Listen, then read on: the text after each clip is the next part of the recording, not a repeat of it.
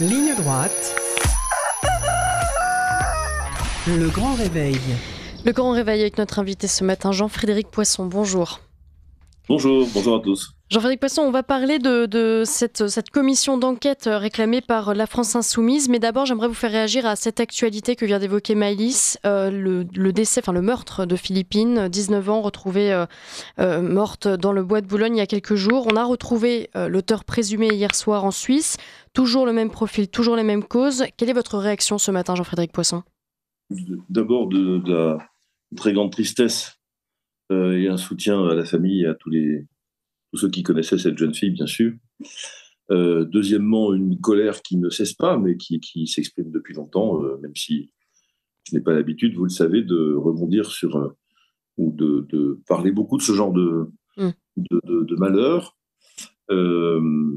La vérification, une fois encore, de l'impuissance de l'État et d'une absence de volonté au plus haut niveau des responsabilités exécutives de notre pays de régler vraiment cette question.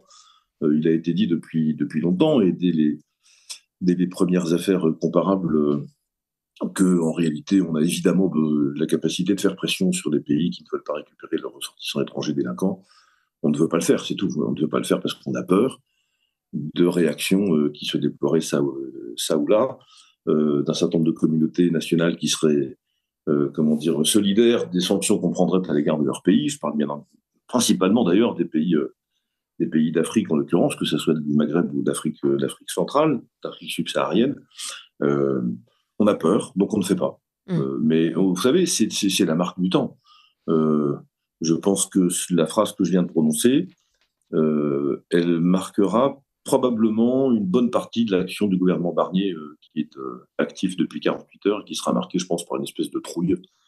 Il sera saisi par la tremblante du mouton, comme à son époque, Jean-Pierre Raffarin, lui aussi à Matignon avait été. Il était d'ailleurs d'un profil comparable à celui de M. Barnier.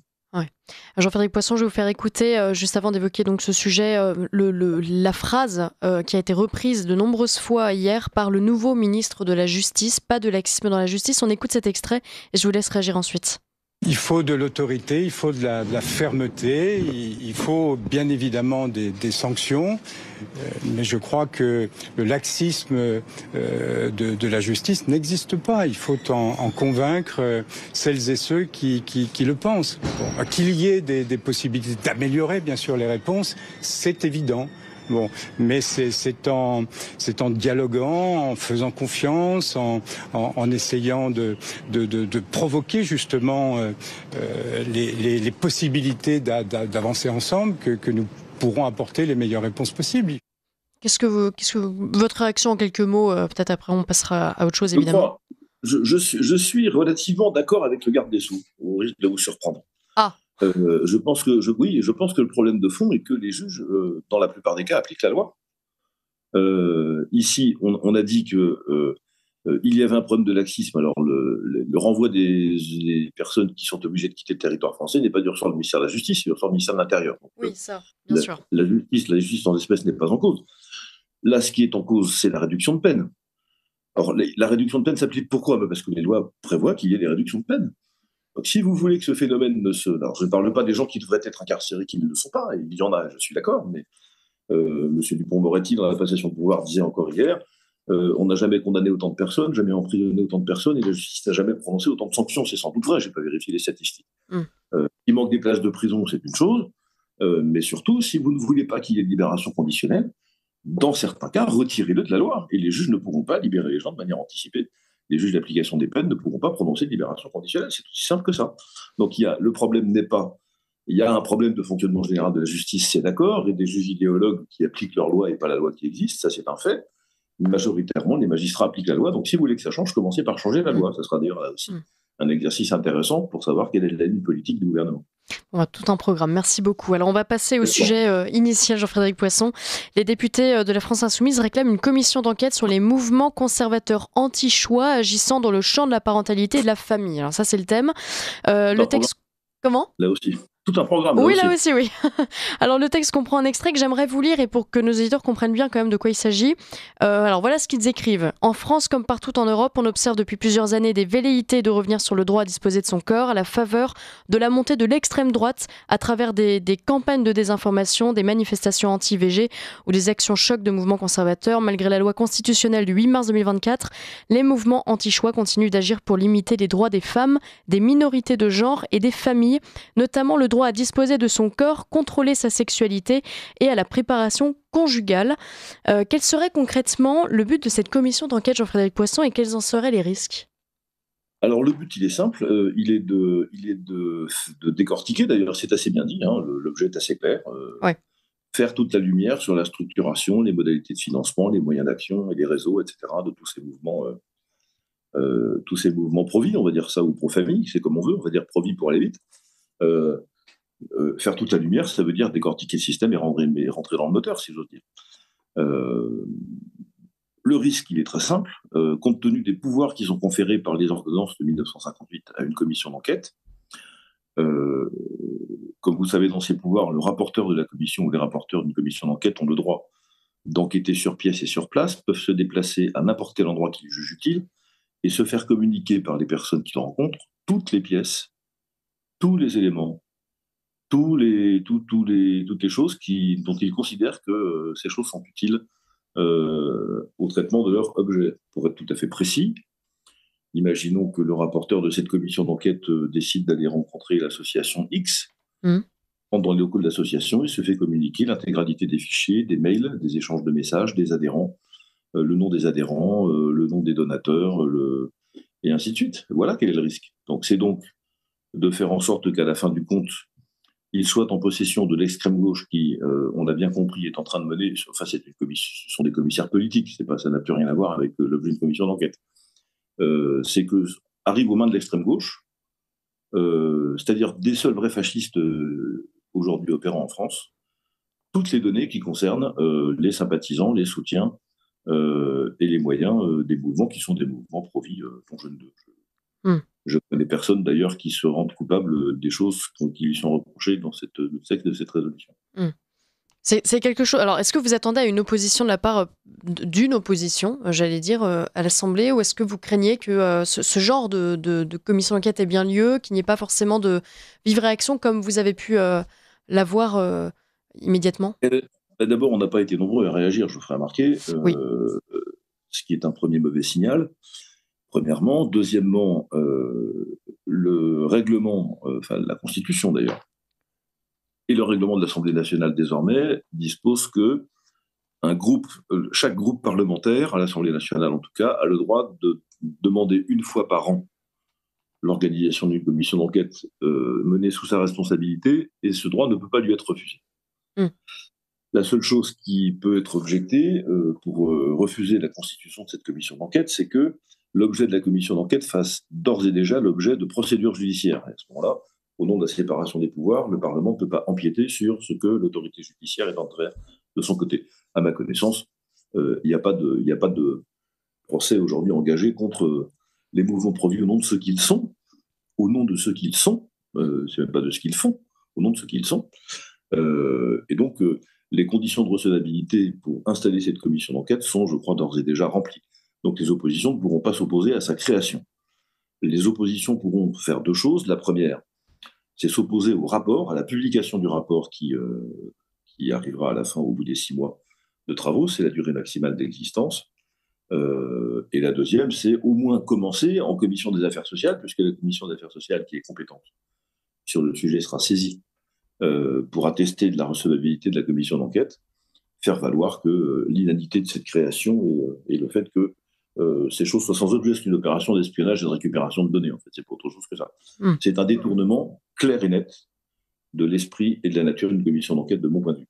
Si ces mouvements avaient quelque chose à se reprocher, que ce soit sur le plan pénal, sur le plan fiscal, sur le plan du financement, sur le plan civil, croyez-moi, elles seraient depuis longtemps dans les tribunaux. Jean-Frédéric Poisson, la famille, ça nous renvoie aux vives critiques et contestations de cette même gauche vis-à-vis du nouveau gouvernement Barnier, un gouvernement jugé anti-manif pour tous, avec la présence de ministres dits conservateurs comme Bruno Retailleau, nouveau ministre de l'Intérieur. Que répondez-vous, vous, ce matin, à ces cris d'orfraie? D'abord, on les emmerde. Ah, ça c'est fait. Très Voilà, bien. on commence par là. Ça suffit, enfin, il y a ce genre de gaminerie, de révolution de bac à sable, enfin, ça va. Il y a un moment où je commence à en avoir par-dessus la tête, comme vous pouvez vous en rendre compte. Deuxièmement, ça n'est pas un délit d'être opposé au mariage pour tous. Ça n'est pas un délit d'avoir manifesté, et j'y suis allé plus souvent qu'à mon tour, comme dirait l'autre, je crois qu'on n'est pas raté une, aux manifestations contre le mariage pour tous et à tout le reste. On a le droit. Troisièmement, il y a des tas de sujets, y compris qui sont aujourd'hui gravés dans la Constitution, contre lesquels on a le droit de prendre position, sans que pour autant ça constitue une faute, ni je ne sais pas quoi. Par exemple, il y a des tas de gens, et moi le premier, qui sont en faveur du rétablissement du septennat pour la durée du mandat du président de la République. Que je sache, la Constitution dit 5, moi je dis 7. Est-ce qu'on va me mettre en prison pour autant?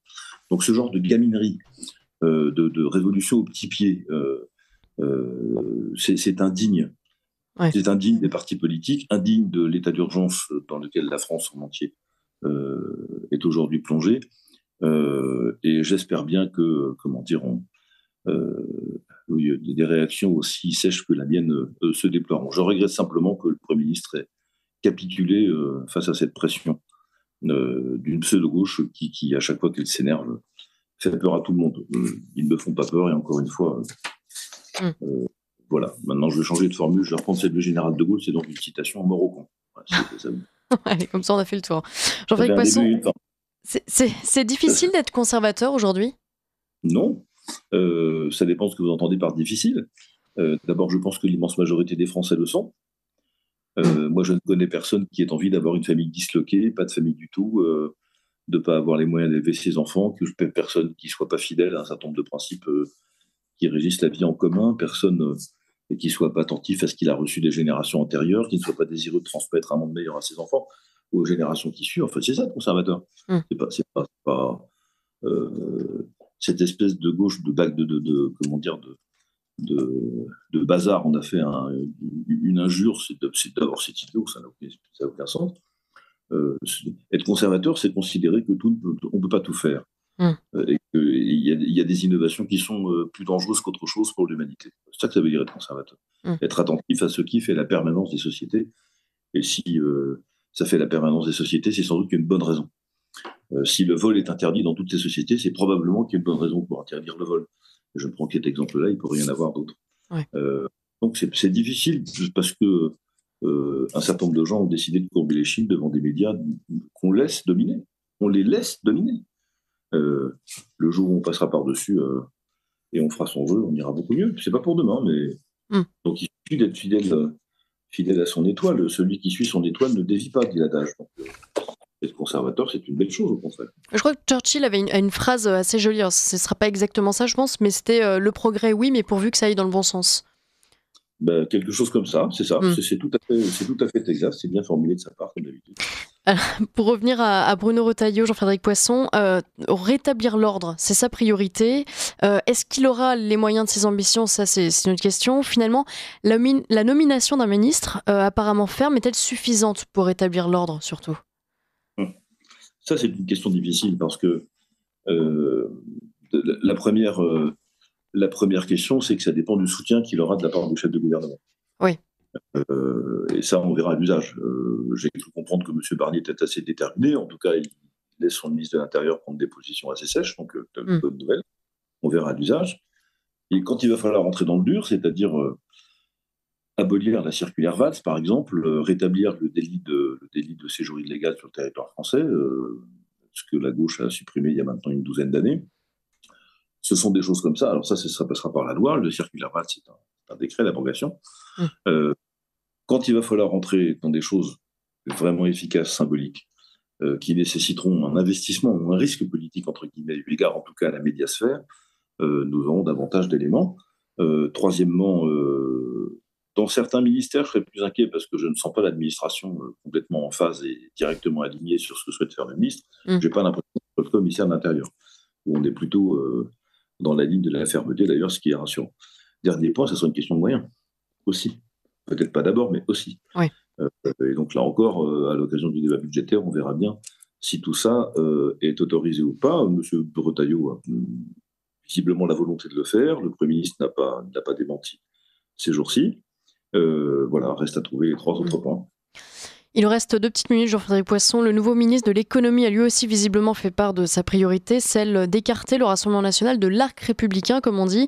Il a expliqué que sa porte restera toujours ouverte avec le Parti socialiste, avec les écologistes, avec les communistes et même avec les députés de la France insoumise, mais certainement pas avec le Rassemblement national. Alors dans la foulée, Michel Barnier a contacté Marine Le Pen pour tenter de corriger le tir, mais ça donne quand même pas mal de cartouches déjà au Rassemblement national pour censurer le nouveau gouvernement. C'est déjà le début de la fin, Jean-Frédéric Poisson ? Bon, ça n'a pas commencé, ma chère. En guise de début de la fin, pardonnez-moi de vous dire qu'on sait longtemps que ça va se terminer. La question, c'est quand. Non, une énormité le jour de la passation de pouvoir sur l'héritage de Le Maire, une deuxième énormité 24 heures plus tard sur la Assemblée nationale, un recadrage en règle par le Premier ministre en 48 heures, c'est quand même c'est un bilan oui, c'est pas mal, hein. exceptionnel. Je ne comprends pas d'ailleurs pas pourquoi ce ministre est encore en fonction, pour tout dire. Dans un monde normal, il aurait été démis dans la minute où il sortait du plateau de France Inter. Enfin, encore, un Premier ministre qui aurait vraiment la volonté de marquer son territoire et de dire « c'est moi qui pilote », celui-là n'existerait plus. Donc ça fait une deuxième forme d'arrondissement dans la composition du gouvernement, puis avec ce ministre-là, en peu de temps, c'est assez interrogeant pour la suite. Maintenant, il a mangé son chapeau, ce pauvre ministre. Et encore une fois, 2 recadrages... 2 énormités, un recadrage et l'avalage d'un rayon de cravate, de ruban de chapeau et de chapeau en 3 jours, ça démarre mal. C'est pas avec ça qu'on va redresser l'économie, mais pour moi, je suis pas surpris. Vous avez le sens de la formule ce matin, Jean-Frédéric Poisson. Merci beaucoup pour cet entretien. J'invite nos auditeurs à réécouter peut-être votre réaction au sujet de cette commission d'enquête sur les mouvements conservateurs anti-choix. Voilà, et à suivre cette actualité. Merci beaucoup, Jean-Frédéric Poisson. À très bientôt. Merci à vous. Bonne journée à tous.